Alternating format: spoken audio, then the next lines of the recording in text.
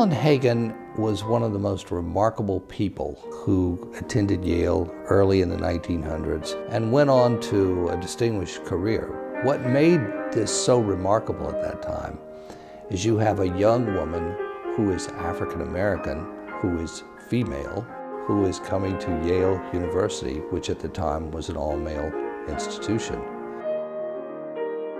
She came to the Yale School of Music and graduated in 1912. Making her the first woman of color to graduate from that school. She was a piano major here. She was a composer. She composed a concerto while she was here that she played with the New Haven Symphony. Unfortunately, most of her music today has been lost, but I'm hoping that it's somewhere out there and we just haven't found it yet, that it's not actually lost forever. But the piano concerto does survive.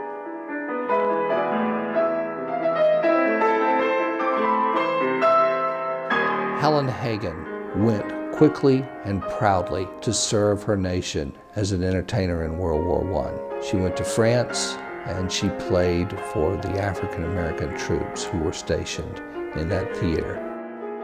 That was a time when troops heard all types of music, popular music, classical music, religious music. And clearly she was talented enough to be an important figure in that regard. When we think of that time, we often think of ragtime, the blues, but we rarely think of classical music. But actually she shows us that there's this whole other side to African American musical history. It's remarkable that Helen Hagen was among the first African American musicians to give a solo recital in New York because racial segregation and racial hierarchy were so immensely pervasive at this time. I came across some reviews of Helen Hagen's performances.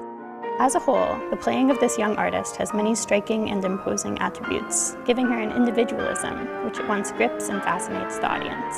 Her youthful spontaneity, however, leads her rather too crassly from softer moods to the dramatic. It was Elizabeth Foxwell's book, in their own words, American Women in World War I, that brought Helen Hagen back to life for us.